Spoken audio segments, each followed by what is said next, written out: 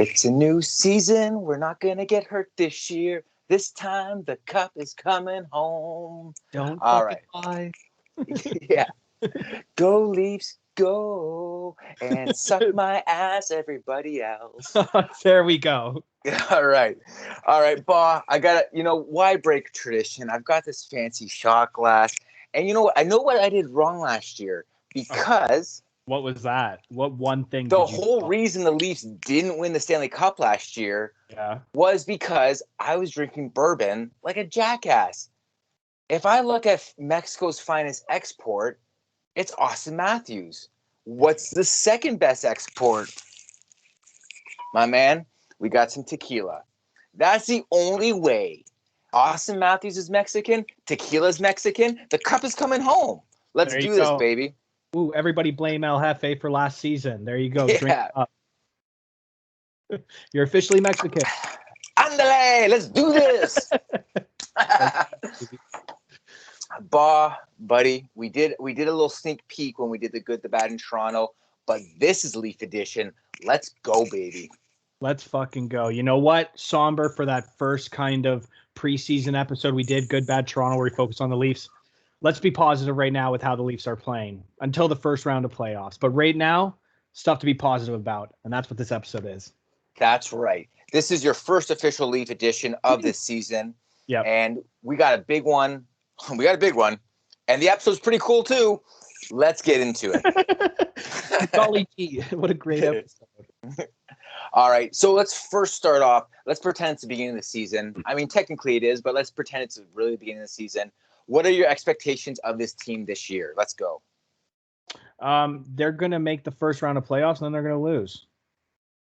Are you saying if that's my expectation? Like, I mean, until they prove otherwise, that is my overall expectation, and they have to beat that because sucks to say, and it's a long grind till the end of the season, and we're in it with them. So we got to look for the positive, but that's all it comes down to.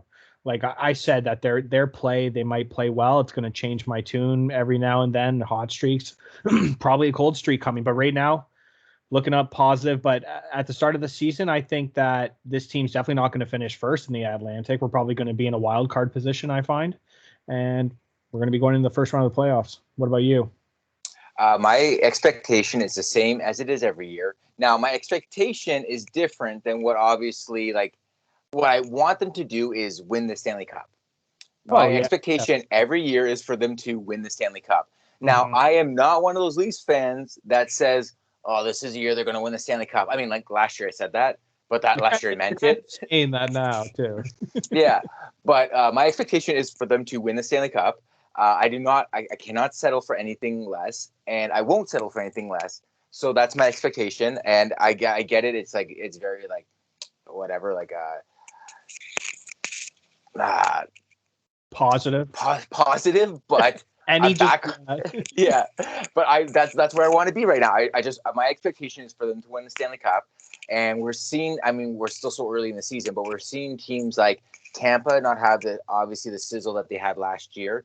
I don't think Tampa is a team to beat this year, but we'll see what happens. Of course, Tampa will probably figure out something to screw everybody else. Yep. We'll figure. All right. Anyways, do you think this team has done enough in this off season for this upcoming season? Well, I mean, they did what they could. Like, really. I mean, they lost Hyman. You knew that he was going to ask for more money. So it is what it is. They're going to bring serviceable players in like we do every year. We're going to bring vet minimums. We're going to bring in reclamation projects, guys coming back from serious injury or spent time in the minors or just couldn't find a spot on a better team. And we're going to let them play in our roster until they want a bigger contract somewhere else. Now, just quickly back to the prediction too. I want to remain positive, and what I want to say is, although my expectation is not the Stanley Cup, I really do want them to just win one round. Like, honest to fucking God, I will be happy with one round because here's the thing. They're still young. Like, I get it. They're still many years ahead. Hopefully, when these contracts are over, still in a couple of years, like Morgan Riley just re-signed. That's a huge positive. I love it. I don't care if anybody disagrees with that term or money. Just the chill way that he signed. No drama. Wants to be a Leaf. Fucking A. I love it. And even his performance in the Philadelphia game shows why. But I just, As long as they win one round, man, I will actually be fucking happy. And I think that if we win one round, there's a real serious chance because of the NHL playoffs that we could go deep. I'm not saying win the cup, but we could definitely win a couple of rounds. Like, we just got to get over this fucking first round curse. Yeah, that's fair. Like, I would love a first round win, but if they lose in the second round, it's still disappointing. Like, honestly, like we all watched the Montreal Canadiens last year get to the cup final and get crushed. Shit, and now play perfect hockey for 3 months. Just bullshit. Yeah, fine, but like, and now they're like the second worst team in the NHL, and like now everybody's like, oh, last year we did this, bitch. Last year don't count. That's how Leaf fans. That's how hockey fans. That's how sports fans are. Last year don't mean shit unless you won, and they didn't win last year. Now they're the worst team in hockey. Suck my ass. Yeah, they are the worst team in hockey. There's a real chance that Shane Wright could be going to Montreal. They're that friggin' bad. Like, they're. Well, I mean, you know, it all. You look at what happened with Cole Caulfield being sent down, a wake up call. Like, listen, buddy. Like, you're not playing on the team that last year that was doing everything right. You're now playing on a shit team. Let's see you play some defense. Let's see you not get crumpled against the boards. And obviously that couldn't happen. That's where he is. Yeah, good hot take Zegras that he's going to score 40 goals. That's perfect. Yeah. Okay, so next, like my next pre of the season questions is, did Amazon Prime's All or Nothing hurt this team? Do you mean recording during the season or watching it now? Good. You know what? That's good. I don't know. Both. Let's go with both. I mean, I don't know if it hurts or it really helps, man, to have camera in your face all the time when you're like a professional. Like, I think when you're the Toronto Maple Leaf, there's enough media going around that it shouldn't be an issue. You're in so many commercials, press conferences. You got 20 reporters in your face every day. I mean, they're filming you in a suit walking down from the bus. Like, everything is televised. I just, you got to kind of be yourself. Honestly, I would, if I was a Leaf player, I wouldn't have watched fucking All or Nothing first off, unless like I had a wife and kids and they had filmed like important scenes and I'd watch it with family. Sure. Otherwise, not a fucking chance I'm watching that and reliving what went on. So I think mainly it was just fans and people who hate the Leafs just getting some enjoyment out of that last episode. But for us and me personally, it was a little cathartic. It was like, as soon as Will Arnett, like super fan, just started talking, I was just like, and he's like, yeah, it happened. It's like, yep, son of a bitch. That's a Leaf fan, like, ready to be hurt again. Yeah. I'll tell you, I thought it helped the team in the sense of it gave a lot of insight to the team and what goes on behind the scenes. Like, we all think we know, but when you see it kind of unfold, I really enjoyed it. I loved all the BTS. I thought it was all very interesting. And you know, like I told you when we made this date that I was gonna watch that last app, and I still haven't watched it.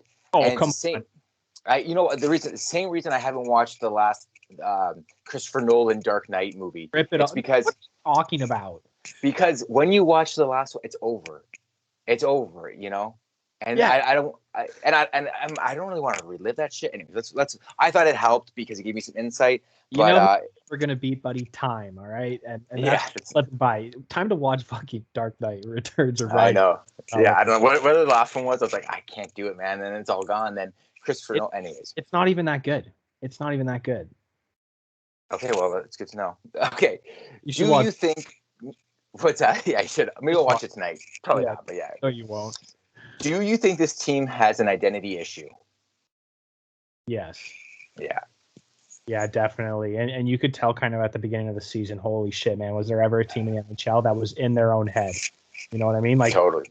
Like, it sucks. Like, I actually hate the Toronto media and like the oversaturation of this market because it just never helps. Because it honestly, you either rise to it and you just become an absolute beauty, or like the majority of players, and hence why we don't win a cup, you crumble under the pressure here and you just can't take. So I think that's a huge thing. I mean, they're young guys. Like when we were in our early 20s, like that type of just everybody constantly. And I mean, we're two of them. So you get it. It's just, I definitely think it's an identity crisis. What I will say though, is small steps, man. I'm going to keep everything in perspective this season after the bullshit, because I was so hyped with you last season. I always try to remind myself of that, just like how positive and in people's faces we were, but riding high, man. My dick was out the whole time. I was I'm trying not to do that. But okay, Tavares has stepped up a couple times as a captain when something's happened on the ice, and he's speaking and he's talking in more press conferences and answering questions more true. Like they all seem a bit older, like, and more confident in themselves, but it's still lacking this team identity. And we got to find, I mean, I love him and he's so sick and I want to buy his jersey, but it's kind of also an indictment on the team if like Jason Spezza is going to be the leader of this team. Like, yeah, he should be definitely a vocal veteran and maybe get the A and like everybody loves him. But when you're being paid the big dollars like Marner,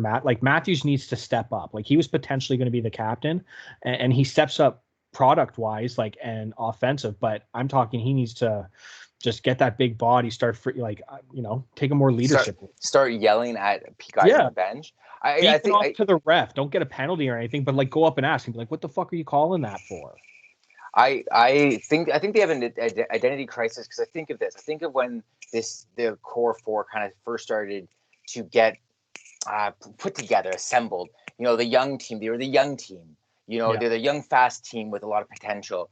And then they became the young, skilled team or the fast, young, skilled team. And then they slowed down a little bit, but they're still a skilled team. So they're going to beat you with smaller forwards and a lot of skill. And last year was kind of like, well, we're going to get a little tougher, but we're still that skilled team. And we got these, like the core four plus, you know, Amo on the back end. And, you had all these things, but it wasn't all clicking. I think this year, their goal was to be harder to play against, but I don't know if that's enough of an identity to really win a cup or be like a powerhouse. Right now, if you catch this team when they're hot, you're going to get hurt. If you catch this team when you're cold, you're all going to make bonuses because you're going to light them up for a 7-1 win or the 4-1 loss or 5-1 loss to Los Angeles. Like if you catch them on a cold day, everyone's going to look good all over the place. So yeah, absolutely. That is their identity now. Like it's that and pretty much that we're a 2-team line. Like you're right. We try to get bigger, bring in Richie and all these guys, and that's not an identity. Like we don't. The penalty kill has looked better, I will say, because I was about to say we're not even a special teams type team where we should be just absolutely on all cylinders on a power play like Washington. Like we should be a sick power play team, but the penalty kill has definitely stepped up the last 2 games. But yeah, definitely we need to find an identity. There's one thing we actually didn't take down in our show notes, but the power play the formation of the power play this year is great. And who would have thought putting 2 snipes in front of the net is a good idea and having the back end just feed. I mean, the power play this year, it looks fantastic. And I think it's going to just climb the league rankings. I think right now it's like middle of the pack, 12th in the league or something like that. I think by the end of this year, there's a good chance this is a top 10 power play because it looks so good and teams are having a hard time defending against it right now. So I like the PP right now.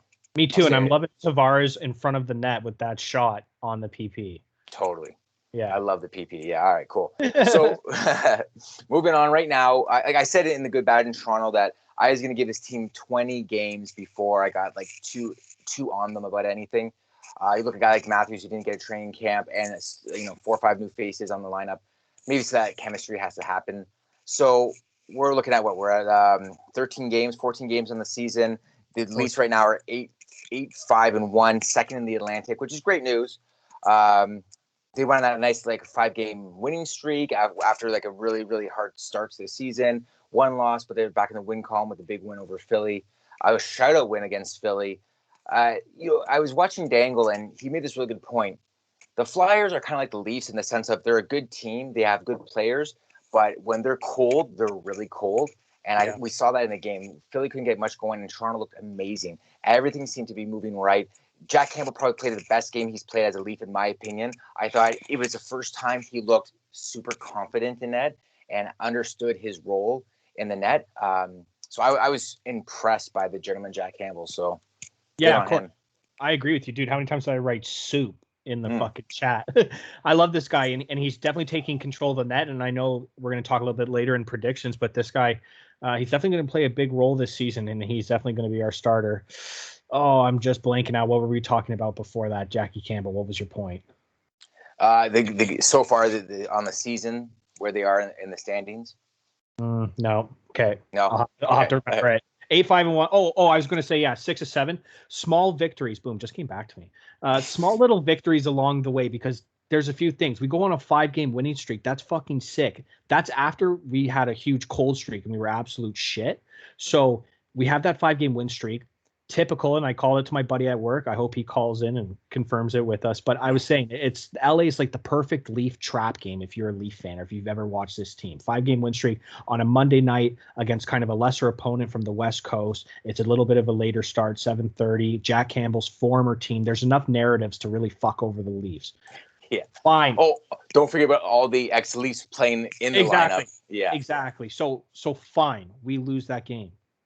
But to go out the very next game against an Eastern opponent, Philly, and win, and not only that, but get the goalie a shutout, that's huge. Like, I was so fired up for this game. That's such a big thing for this team to build confidence in these young guys, is to know that, yeah, man, we're going to have this hot streak. All of a sudden we have a down moment. Like, it's just Simmons was in the dressing room before they started this hot streak. Like, stop feeling sorry for yourselves. Like, we're professional athletes. Start playing like it. So that's a step in the right direction. Penalty kill stepping up, power play starting to step up, like small steps. This is what you got to do to win back over the fan base. Yeah, I 100% agree. And you said it, bounce back. Like, fine, your wonderful, great 5-game winning streak, league leading 5-game winning streak gets snapped in an slightly embarrassing fashion. Bounce back with a strong win. That's what you got to do. I like it. I have to agree. All right. You have this note here. MVP so far in the season. 14 games in. You got the soup man. There's no other. Just move on. So that's no. I'll say it. JTO. I think Tavares has come in on a mission. I love it. I think he's playing with a spark. I mean, the injury last year, I know a lot in the playoffs. A lot of people were worried about him, and it wasn't as serious as it looked, which is great news. But he has come back on a mission, and I'm so happy to see it. And at the end of the day, this is what you want from your captain. We think back in our lifetime Leaf captains. Yeah, Sundin was a good captain because he was a producer and he was steady and consistent. But when you look at guys like Dougie and Wendell, those guys are passion guys. Yeah, Dougie had 1 year he could have been the league MVP, and Clark was always like a fireball. But these guys, like, they bled blue and white. And you're seeing that this year with Tavares. I mean, maybe it took him a little bit of time to get comfortable, maybe have that role in this huge market. But this year, he's wearing that hat better than anybody else. And I am so impressed and so happy with John Tavares right now. Yeah, I'm so glad you brought that up too, because, I mean, you've known me forever. I have a strong emphasis on goalies. So whenever someone's playing like Jack and he's keeping us in the game, he's going to be the MVP for me. Number 2, absolutely Tavares. And my brother brought up a great point because we were talking about it, because one of our buddies was discussing if he should be the captain or not. And yeah, he should absolutely be the captain. He is starting to wear that hat, because how many times does the media or anybody hype up that a kid's going to be coming home? You know what I mean? This guy actually came home. This superstar decided to be Toronto, to take that on, to live our dream. So I'm always going to be pumped and cheering for him. I was really worried at the start of the season what Tavares we were going to get after that super scary injury. Everything seemed positive and everybody was saying the right things. And even he looked like he wasn't suffering like, huge concussion symptoms and wasn't like missing out on life or anything. It was going to be maybe JT is questionable. Like, he's firing on all cylinders. Like I said before, in front of that net, I'm absolutely loving it. The way that he's doing more press conferences and just seems to be a bit more alive, talking to the fans and just kind of being more present and not just being like that robotic hockey interviews that we always get sometimes with players. Like, he's starting to open up more, like you're saying. So that's definitely my second choice. I love it. I think he's having a great start to the season, and I really hope it was the JTO from 2 seasons ago where he netted 47 for the Leafs. If he can get close to that, if he cracks 40 this year, I think that's incredible. Even if he's like high 30s, I'd be very happy with that. Like Matthews is probably going to get 50 goals this year, and if he does get 50 goals this year, and Tavares is right there beside him with like a high 30 or early 40, I would be over the moon with those two guys with that kind of production. All right, moving on. You got Mrazek out for a couple of weeks. The goalie situation's behind the soup man. Yeah, so they've called up Joseph Wall, everybody. I mean, this young kid finally is going to get a chance, and we're going to have a back-to-back this weekend. So he's definitely going to play. And just for my money's worth, you go out and win the first game.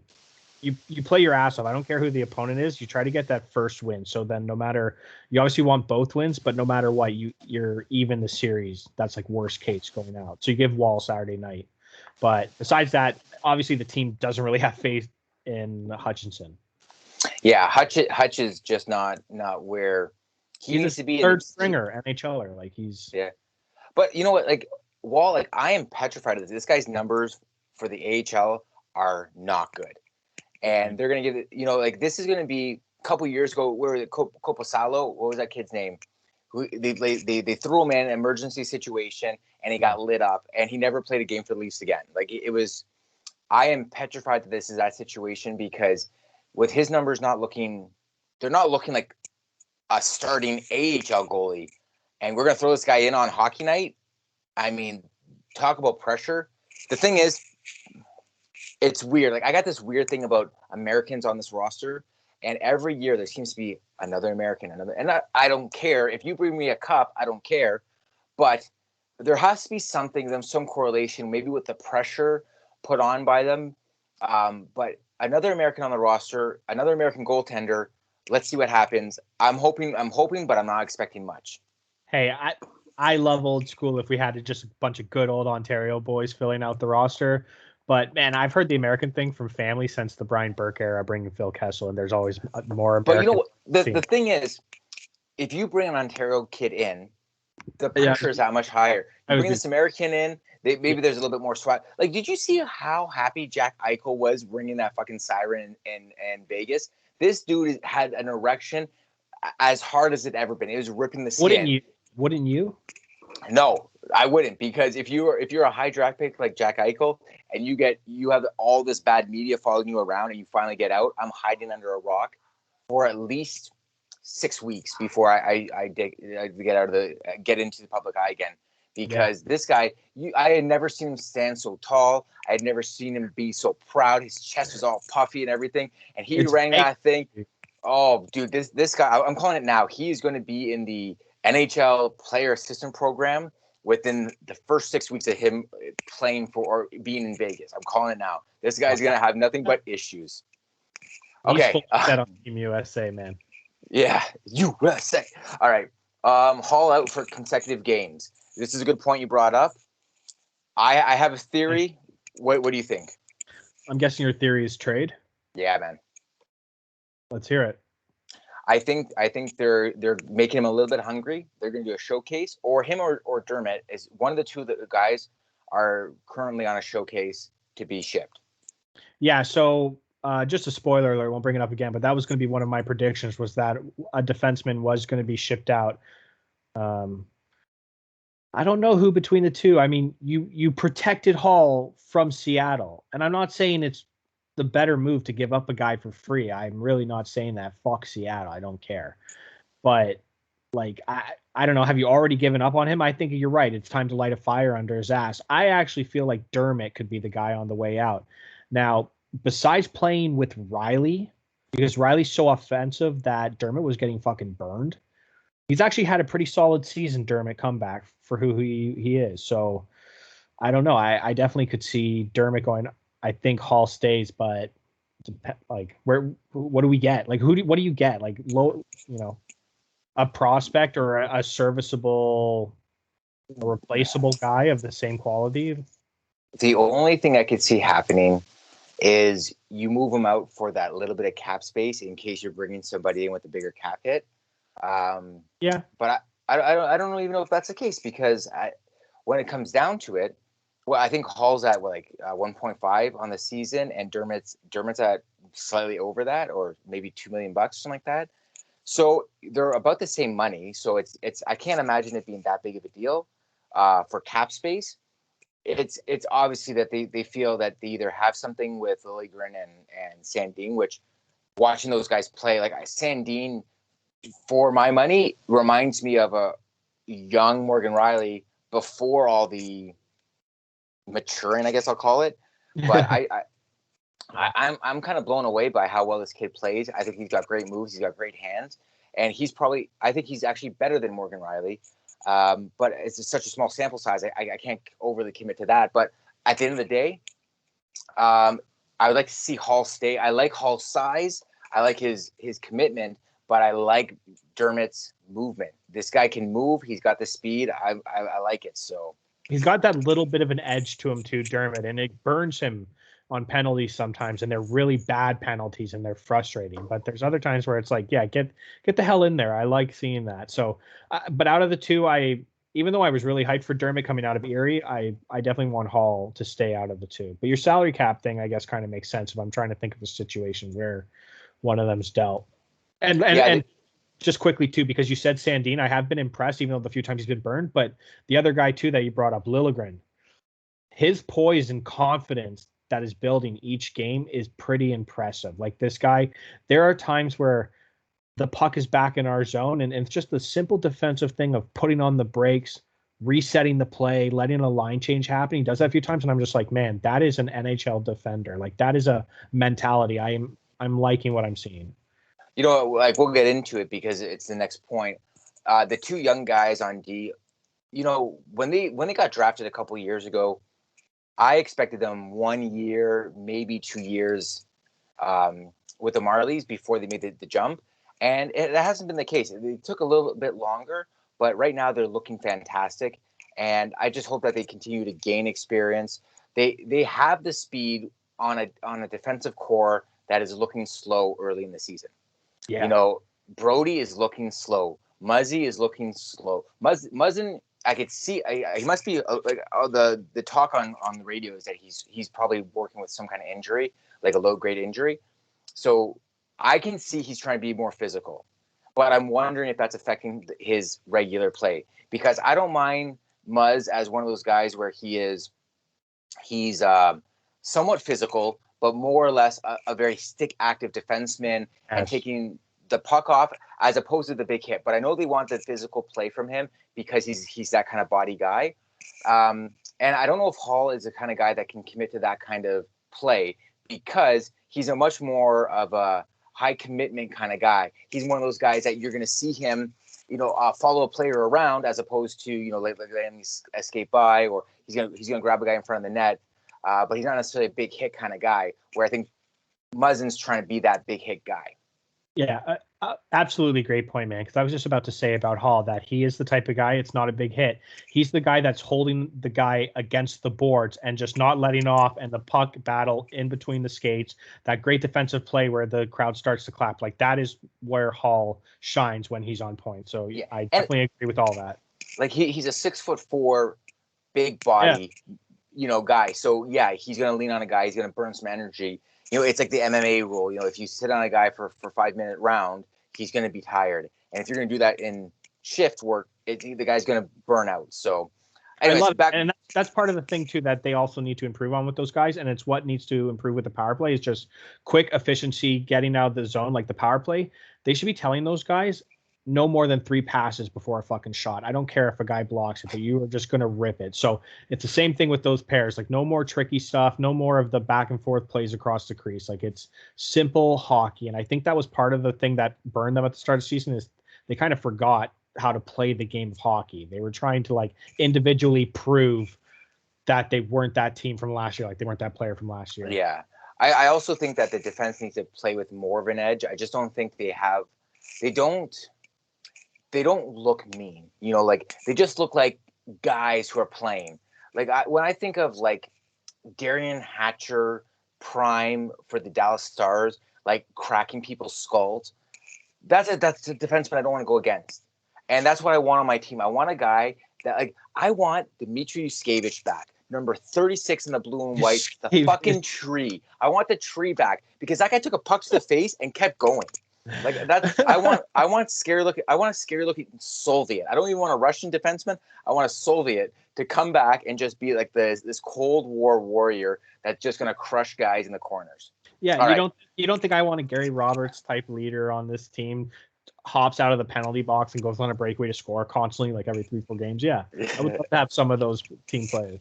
All right, moving on. Next thing you got Marner returned to form. You know what? I think he needed a couple chiclets chipped to get his game back. How Marner got his groove back, baby. Broken teeth. Yeah. I know. It was rough. It was welcome to the world of hockey, man. And it's a good thing that you already found your like beautiful girlfriend and you're engaged, so you're in for the long haul. It's good, man. Good thing you signed for 10 mil C's because you're gonna need that dental work. Yeah, I mean, right away. As soon as you're over the game, I'm calling the dentist. I'm like, yeah. So you saw that, right? Like, so. I'll be there tomorrow. First thing, he's whistling on the phone. Like, I'll be there. Yeah. Okay, let's go. All right. Okay. Off-season pieces grading so far. I think we kind of went over that already. Yeah. I want to touch on Pierre Engvall because the giraffe. This guy, man, I don't know how to feel about him anymore. That just sums fucking perfectly. This is my timeline on Engvall. He makes the team, Babcock era, makes the team. Okay, this guy's huge and he's got speed. I'm a fan already. I talked to my buddy Brian Shales. What up, Shales? If you're listening, thank you for listening. What up, buddy? He's a high level figure skater, and what he told me about Peter Engvall's skating is that it's actually like a lot of hockey players. They skate too hunched over, so their center of gravity is actually it's a momentum pushing them forward, but you burn out quicker that way. The way that Engvall is a little bit more upright skater, which allows him to skate faster, longer. So when I heard that, I was like, okay, well, that's a really unique breakdown. That's definitely not a hot take I'm getting on Overdrive or anything like that. So it's interesting. Okay, so you see the speed, and then it kind of evolves a little bit more, and I started thinking to myself, like, did we acquire him in a draft or did we get him in a trade? This is what's special about him. Toronto drafted him in 2014, 7th round, 188th overall. Now, how many times have we begged for a late round draft pick to actually make the fucking team, to actually make a difference? This is kind of our guy right now because we don't have anybody else. You know, we have all of our own draftees are first or second rounders. You know, no one else on the team is like a 3rd or 4th round. This guy's a 7th rounder, 6'5", 215 pounds. The fucking Zdeno Chara of the Toronto Maple Leafs. But my hope for him is that he kind of does what Chara did, which was figure out the ability of your size. And it doesn't seem like that's ever to any like he plays like he's 5'8". Yeah. But he's fucking 6'5". Yeah, you know what, man? Everything you said right there and just looking over stats, what a crazy Cinderella story. 7th round, Toronto Maple Leaf. Zdeno Chara potential, apparently, even though I've never fucking heard that. Just crazy. Just a size relation. That's all. The strides, like he's making my voice just more calm, soothing, thinking about him. All that doesn't matter because this guy can't put the puck in the fucking net. He can't pass it to anybody. No points. He's the secondary Mikheyev to this team. Oh, how many breakaways? That's great. And just like Grabner, you fall, you throw it. Like that game the other day where he kind of got a breakaway or at least a 2-on-1 where the defense was pinching him and he's coming down the side, just shoots it into Jonathan Quick's chest. Like, that's great, man. Yeah. Oh, sick. Just get a shot on net. That's what I learned in Pee Wee, too. That's awesome. Just do a little bit more because the only reason I say that is you only have 3 goddamn points on the season. Like, besides the top 4, nobody is really producing offensively, and this guy is a huge part. You're right. Yes, he's one of these European guys you hope comes over. He makes a huge difference. Like, he was on the wider ice. You think it's going to work out. He has Barb Underhill already helping, that graceful skating, the fantastic. If he's not producing, then he's just killing minutes. All right. But my hope for him is, you know, when Chara broke out with the Islanders, you know, like he was kind of a little bit of a laughing stock, like a sideshow. You know, the potential wasn't really there. He goes to Ottawa. He starts to form. They find a role. They figure it out. He signs with Boston and becomes this legendary player. I'm not saying that that's Engvall's trajectory. What I'm saying is I would just like some of that magic dust that happened, that Ottawa dust that happened, that created the myth, the man, the legend of Zdeno Chara. And what I'm telling you is that there was a lot of the movie character Lenny going on in Chara with his strength, and that made up for a lot of deficiencies in his game because he was just big Chara size, like a Neanderthal, like me hungry, me hit guy. Like, all right, awesome. Give him the C. Overrated. All right. Overrated shithead. Okay, so I'm going to add him into some of our predictions. Let's get into everybody's favorite part of the show, predictions. All right. Fuck. Wow. I thought that was going to go differently. Okay. Dude, who cares about Chara, man? That guy sucks. Oh, he's a super nice guy off the ice. And he's Greco wrestling. Oh, sweet. Okay, so Leaf Edition 2021, episode 10. Yeah. Here we're gonna get into our predictions. We'll revisit this after our regular season. Actually, maybe when the season's done, we'll figure it out later. Okay.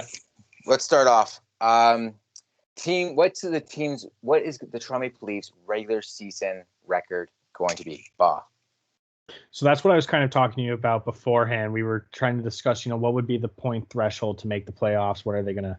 So just going off what we were talking about right now, I'm gonna say.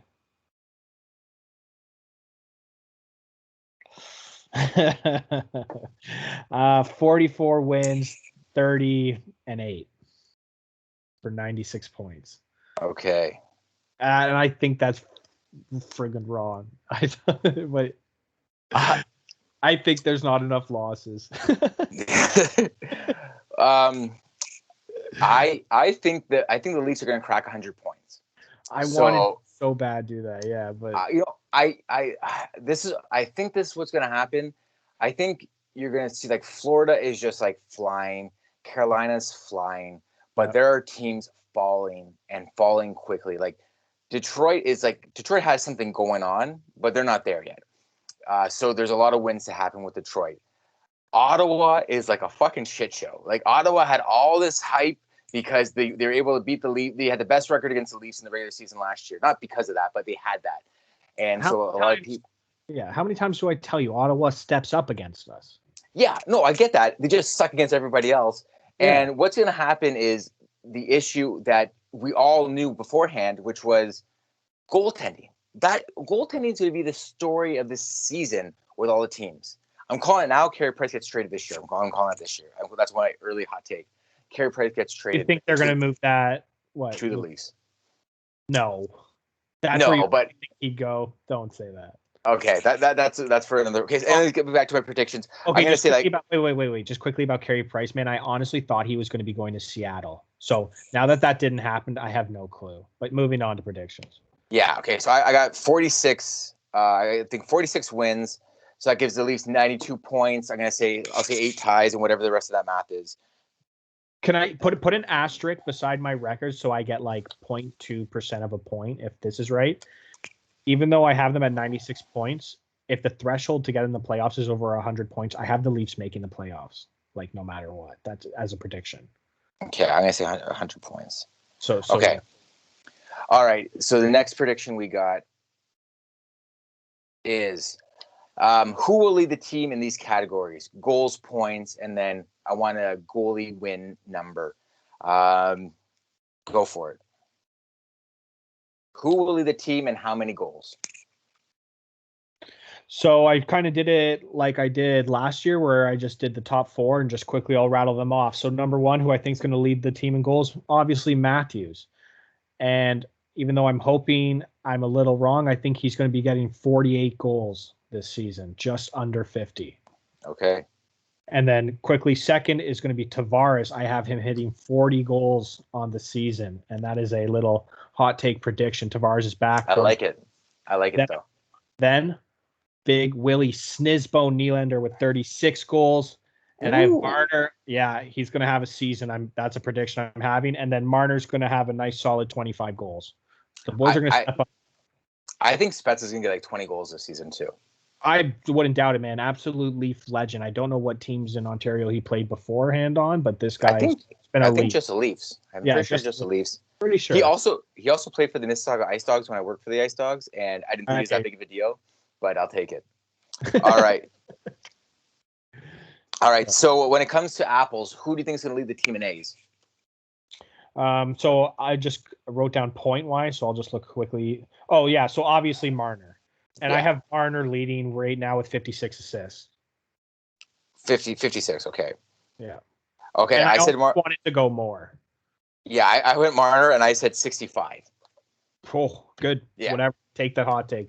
Yeah, I'll take it. You know me. I go a little juicy on these things. I like it. I do. I'm being a bit more conservative. All right, so goalie wins. Okay, so obviously Jackie Campbell. Yeah.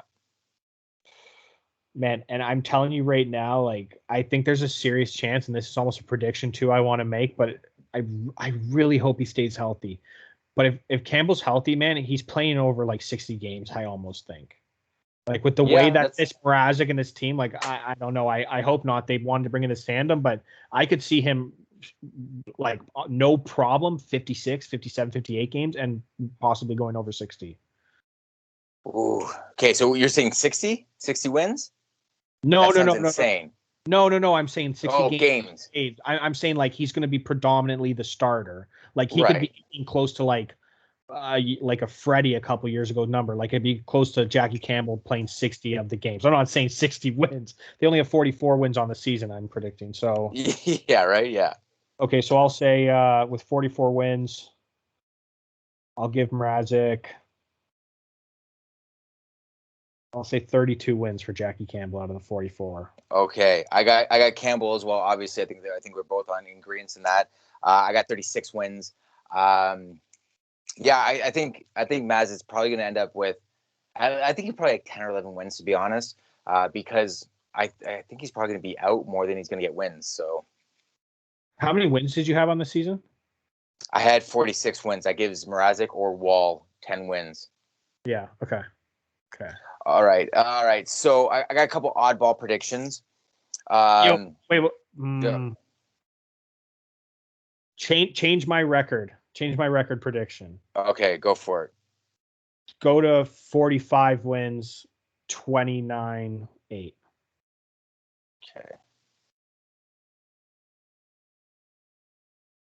Okay. So you're going with 89 points. Sorry, 98 points. Yeah. All right, cool. All right. So a couple oddball predictions. Okay. All right. So one of these three have a lengthy stint on the IR. They miss at least 15 games. Simmons, Campbell, or Matthews? Oh, man. And we're just choosing of those three. Yeah. Okay, I will say I have a feeling I could see Simmons missing over 15. Yeah, I got maybe not in the same length of time, but definitely over the course of the season, it's going to be over 15. I have a feeling. Yeah, I feel the same way. I feel like every season it's a thing for him, and last season, I mean, it was a real momentum turner for them when he got hurt. So I think it is. All right, next one. Will the Leafs make the playoffs? Yes, I have the Leafs making the playoffs. There's enough young talent, raw talent on this team that, yes. Do the Leafs trade for a goalie by the deadline? Man, that is a great prediction question. Oh boy. I'm going to let you answer this one first. I'm making this is a good one. 200% yes. It's probably going to be Dave Riddick again, but 100% because we already said it. Hutch is not a goaltender, NHL goaltender anymore. Wall is not even an AHL goaltender right now. Mrazek can't stay healthy. Campbell can't stay healthy. So that's enough on the wall for me. Yeah, even though this kind of seems like a coattail answer, I actually had this discussion, funny enough, in a different way at work with a bunch of buddies, and maybe with this defensive trade they clear some cap space, but I'm going to say yeah, because I could see them bringing in a guy like not necessarily Braden Holtby, but I could see a serviceable guy definitely coming in, especially if the way Mrazek's going. Hutchinson, the team doesn't have faith, like we said, and we have no faith. I certainly don't. Wall's unproven. Scott is injured. I'm not sure about the other goal depth, but it's the weakest like depth on the team. So yeah, I could definitely see by trade deadline they're going to bring in like a Holtby, Riddick. Okay, yeah. Whatever happened to that guy that they got out of Columbus? Find out for next episode. It's all good. Yeah, he's not. I feel like he's not with the organization anymore, though. That was what a trade. Yeah. All right. Does Nick Robertson become a regular in the lineup? No. Not this year, anyways. I just think that he hasn't. Like, he's a small guy, and I'm not saying the small guys can't go into the NHL right now, because clearly there are a ton of examples differently. But I just think he hasn't found his game, his stride, the confidence in the NHL that it's going to transition over yet. Maybe there's going to be a different feeling if he's going to be just putting up over a point per game in the AHL, and it's one of those things where you can't say no to it. But yeah. I'm going to say no. I'm saying no right now. I agree. I think maybe there's a spot for him if they make the playoffs as a filler. But I think actually with his contract, if one of the guys I'm going to name next is out of the lineup, there might be some cap space, but I don't think there's cap space with him in the lineup. Moving on, does one of Bunting, Kasha, Ritchie, or Camp get traded or released by the end of the season? I'm going to say yes. And I'm going to say it's going to be Ritchie or Kosh, because I still like Bunting, local kid, like what he's providing. And from what I've seen from Camp and what we were expected of him, he's looked kind of nice, actually. So Ritchie, I mean, throwing the helmet off and all that stuff, he's kind of skating on thin ice. He had a way better game afterwards after that penalty, and that's what we want from him. But yeah, I will say out of those four, I definitely see Kosh or Ritchie being traded or released. I think Ritchie's going to have a great second half of the season. I think he's going to have some hard times finding his footing, finding his role, getting familiar with the team and all that. But I think once he figures it out, I think he's going to get going. I think he's going to have a hot take. He's going to have a breakthrough Maple Leaf moment. He's going to have a Gary Volk / Steve Sullivan type of Maple Leaf moment this season. That is crazy. You did a Gary Volk shutout, because that is Mama Walk's favorite player. Wow. Well, I mean, that second round against Pittsburgh was huge, baby. Yeah. Okay, so I out of those four guys, I actually think I don't see any of those guys getting traded because they're on these like nice sweetheart deals, and at least, I mean, unless they're getting another sweetheart deal back, I can't see any of these guys moving just because of cap space. So I'm going to say no on that one, and that's one of the first of our kind of disagreeing. All right. Likely first round opponent. 85 to 90% it's going to be Boston, and if not, probably like, I mean, we're the Maple Leafs, so expect going in it's going to be Boston, and if it's not Boston, then it's obviously going to be one of the Florida teams, and I'm actually thinking we're going to be playing the Panthers, if anything, and I have the Leafs in a wild card position, or at least third, or trying to think of how the playoffs are sorted out. I don't even like that, but if the playoffs were to start today, I mean, now we are so early in. Leafs are in second place. They would be playing Ottawa first round right now. That's never. I'm sorry. And that's do they still do that 2 versus, or do they switch that up? Right now it's like 2 plays 3.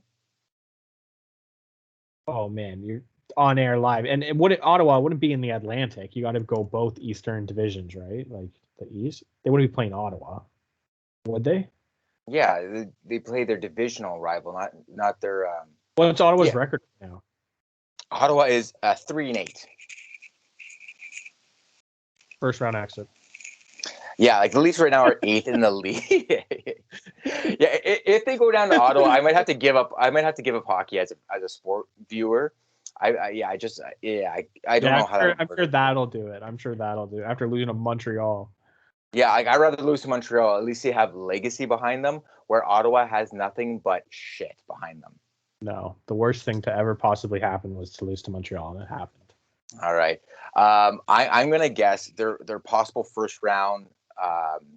Awesome. No, I think it's gonna be like. I could see Tampa, the reigning Stanley Cup champs, in the first round. So. Yeah, you know what? Tampa's a good call. So you say Boston? All right, I'm gonna say Tampa. Okay, good. There's enough narratives for any team for the Leafs to lose them. That's true. All right, my man. That's a wrap up of the predictions. Hopefully, we're kind of right in some ways and kind of wrong in others. All I care about is the next time that we record in a couple of weeks, we're this positive and this happy and chill going in. That's all I want. It means the Leafs are doing well. Yeah. I have to say this. I'm happy that they went on the winning streak, because it was looking a little scary there. But between the release of All or Nothing and the hard start to that season, it was not looking good for Leaf fans. That quick 5-game winning streak against Boston and Tampa in that fold made everything a little bit more digestible. Boston, but here's what the Boston game for sure. Oh yeah, Boston for sure. The Tampa game was they're losing 99% of the game and end up winning in overtime. And Hedman like shit that game too. So the Boston game was way more of a. All these early games don't even count. So I mean, we're happy that they won, but they don't really count because it's everything's shit right now. It's not going to get going until at least after American Thanksgiving, and then we can go. Fucking right, and we're gonna have at least another episode by then for you guys to listen to, and I better be as cheery. Let's do this, buddy. Go Leafs, go. We got this. Yeah. Go Leafs, go. Go Leafs, go. All right, for Ball Walker, I'm Anthony Alahefe. Thank you so much for downloading, tuning in, and checking this out. This is the Leaf Edition, first one of the season. Let's go, baby. Go Leafs, go. Calgary's going down. Let's go.